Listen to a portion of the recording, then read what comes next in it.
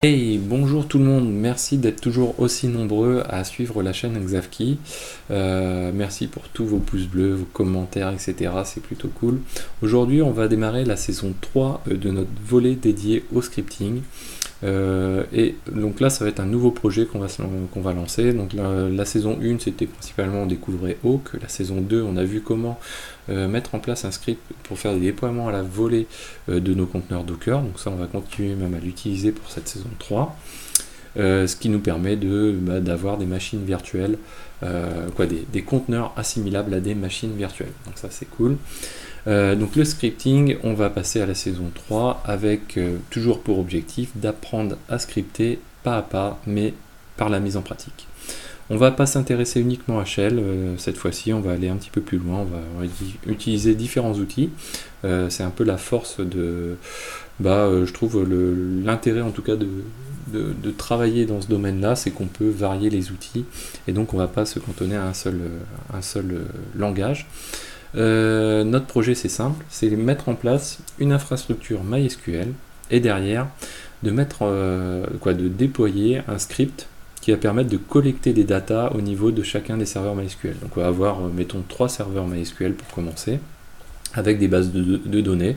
Nous, ce qu'on veut, c'est collecter et centraliser les volumétries des bases de données et quel serveur porte quelle base avec quelle volumétrie, etc. Donc ça s'apparente un petit peu à une CMDB, la collecte de data et une centralisation de ces data. Alors le sommaire, il est un petit peu complet.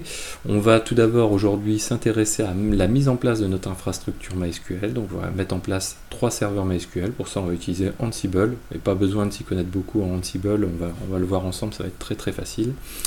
On va voir dans une deuxième vidéo comment injecter des datas de manière aléatoire, créer de fausses bases de données. Puis ensuite on verra comment faire cette collecte locale, donc quel script, comment créer quelques requêtes, quelques scripts locaux pour pouvoir collecter des datas. Ensuite, on fera en sorte de préparer un serveur central qui lui sera là pour récupérer les datas et c'est lui qui permettra de stocker les éléments qu'on aura collectés. Alors j'ai mis Apache PHP, mais ce sera probablement plutôt du Python avec du Flask et puis peut-être du MariaDB une fois de plus plutôt que Postgre, enfin on verra. Ensuite, dans une autre vidéo, on verra comment réceptionner les datas, les fichiers qu'on aura générés au niveau local. Et puis, on fera nos premiers push dans une vidéo suivante. On chargera ensuite tout ça en base de données et on fera une exploitation des choses on découvrira ce qu'est les data tables par exemple, un outil que je trouve très très pratique. Et puis on découvrira aussi l'outil Metabase. Et puis on ira certainement sur d'autres domaines avec ça. Alors l'infrastructure, on va la déployer en utilisant donc ce qu'on a créé dans la saison 2, c'est-à-dire le script de déploiement de conteneurs Docker qui s'apparente à des machines virtuelles. Si vous ne souhaitez pas utiliser ce script, vous créez 2-3 serveurs machines virtuelles avec VirtualBox, ça ne pose aucun souci. Alors pour pouvoir installer nos MySQL sur nos MariaDB plus exactement, parce qu'on ne va pas utiliser MySQL, on va utiliser Ansible, qui est très très facile à utiliser. Pour l'installer, il y a 2 solutions. Soit vous avez pip d'installer donc le paquet python-pip, donc sudo apt-get install python-pip. Donc là vous pouvez l'installer par le biais des paquets pip avec pip install Ansible, sinon sudo apt-get install Ansible.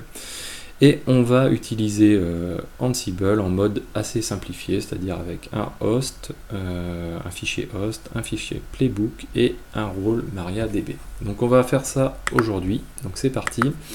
Donc première chose ici, on va se rendre, donc vous avez dans le lien de la vidéo accès à ceci.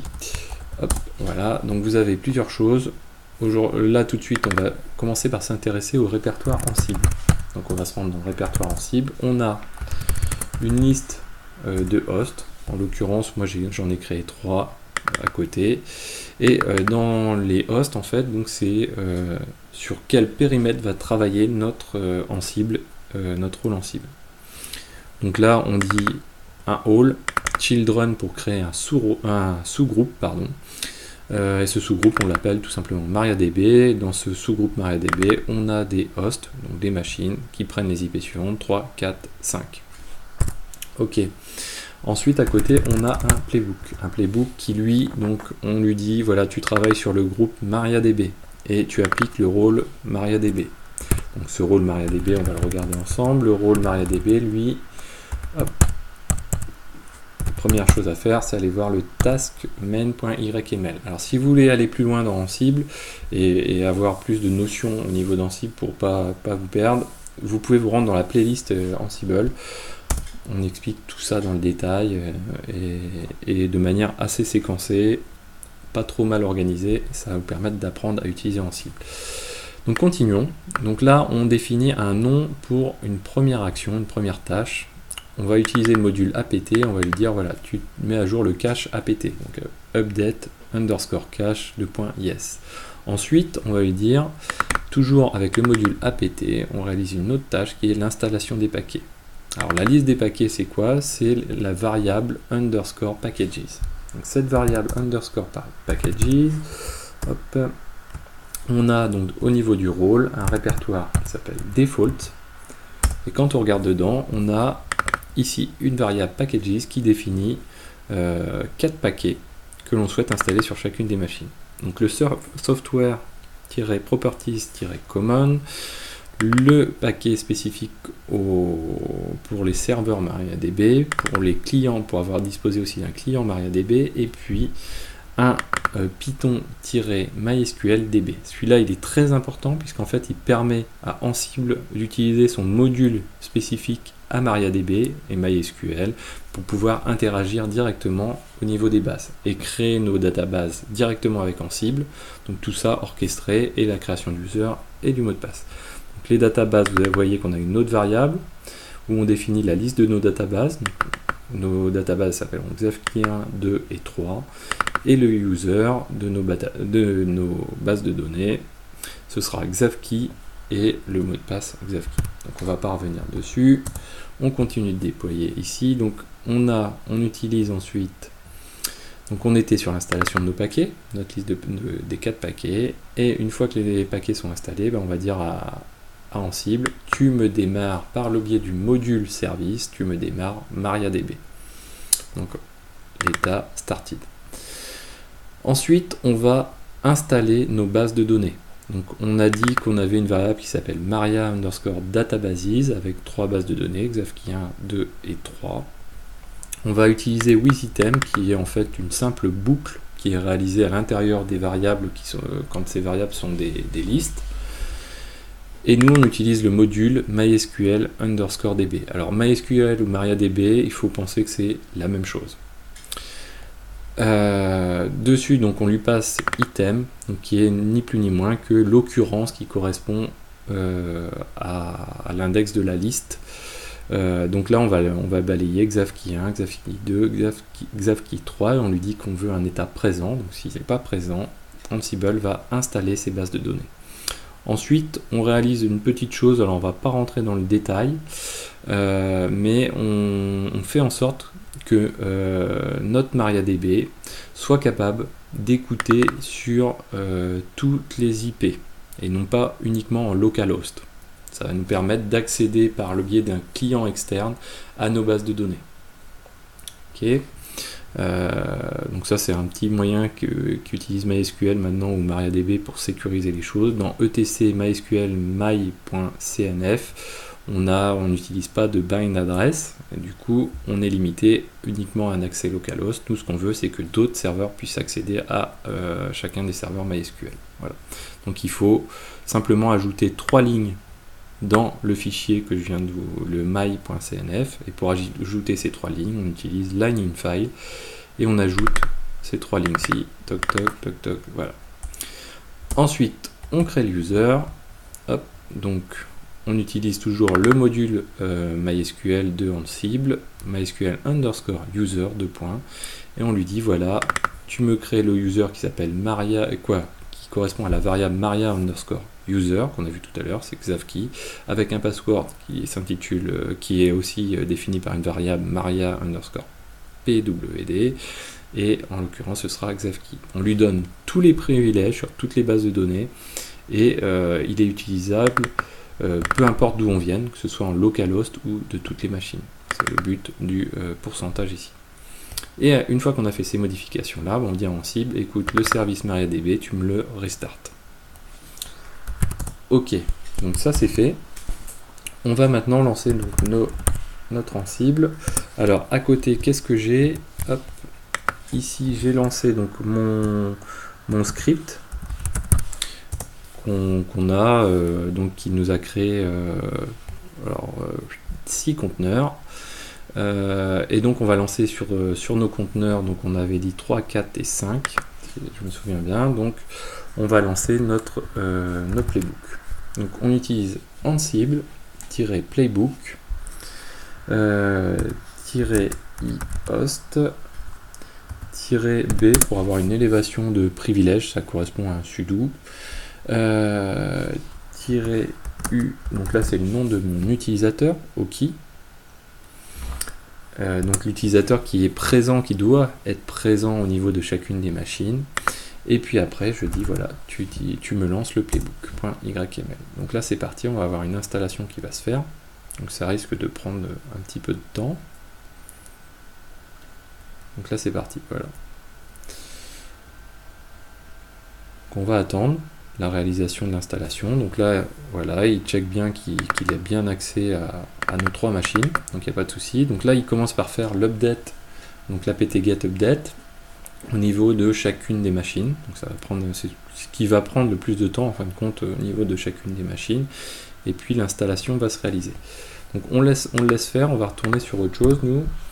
Pendant qu'il fait son installation, ce qu'on fait, donc au niveau du dépôt, dans le 0-prépa-infra, j'ai créé, alors, celui-ci je crois qu'il ne va pas nous servir à grand chose, voilà. J'ai créé un script de test de connexion. Alors ce script de test de connexion, qu'est-ce qu'il fait? Il va définir la liste des hosts, la liste des machines. Donc là j'ai créé quelque chose d'un petit peu dynamique, c'est-à-dire qu'en fait on remonte, on va chercher dans le host.yml du répertoire Ansible et on va collecter tout ce qui commence par 172 quelque chose. Donc là on verra certainement ensemble dans une prochaine saison comment utiliser les regex. Moi je les utilise avec Perl, j'aime bien. Donc en gros on dit voilà, tu me récupères tout ce qui commence par quelque chose et qui finit par quelque chose, qui finit par 2 points, pardon, et tout ce qui commence, donc tu me captures tout ce qui commence par 172 points quelque chose et qui se situe avant les 2 points. Voilà. Donc ensuite on fait un echo et on fait une boucle sur nos hosts, puisque nos hosts on va en avoir plusieurs, donc on fait une boucle sur ce qu'on a récupéré ici, une boucle for, comme on l'a déjà vu. On fait un echo pour dire voilà, pour tel host, je réalise un MySQL PWD, donc là je définis le mot de passe Xavki en l'occurrence, qui est utilisé pour l'accès à nos bases de données. Je dis que j'exécute une commande qui est l'utilisation de MySQL-h. J'utilise le host, donc qui est dans ma boucle. Je fais un "-u", je dis donc que j'utilise l'utilisateur Xavki. Le mot de passe, je l'ai déjà défini ici. Et je fais un "-e" pour passer une commande SQL. Et je dis show databases pour afficher les bases de données.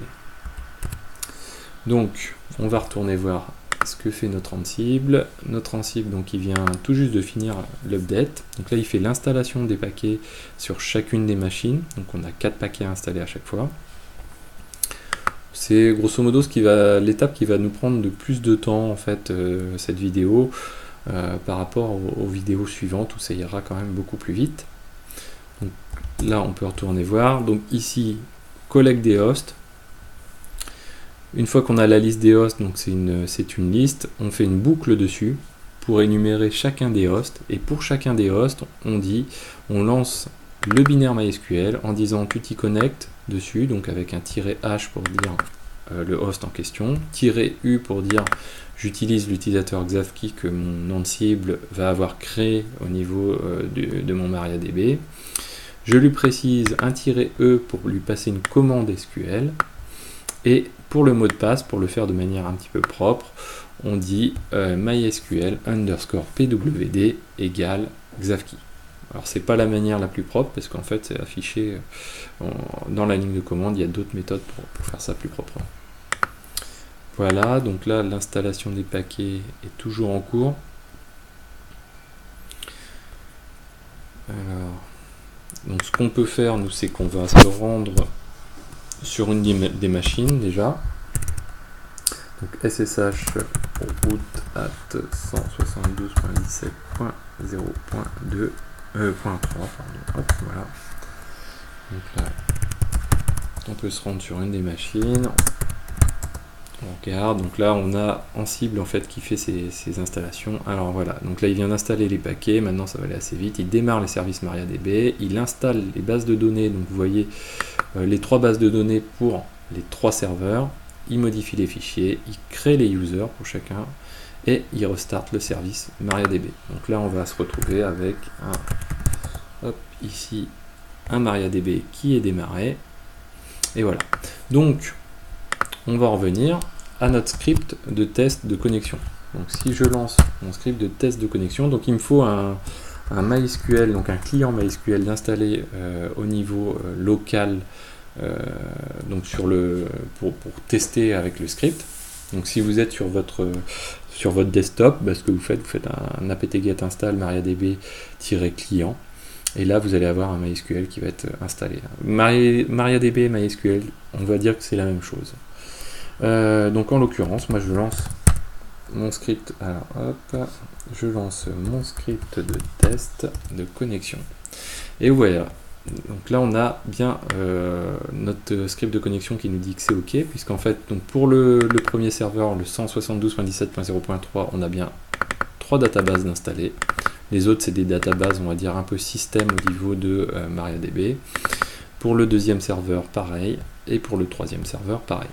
Voilà, donc j'espère que cette vidéo vous a plu, c'était peut-être la plus longue pour la mise en œuvre. N'hésitez pas à mettre des pouces bleus, n'hésitez pas à commenter pour si vous avez des remarques, si ça manque de précision, et je me ferai un plaisir de répondre, et n'hésitez pas non plus à dire, simplement dire merci, c'est assez cool quand on a des retours positifs aussi. Voilà, je vous dis à très bientôt sur Xavkey.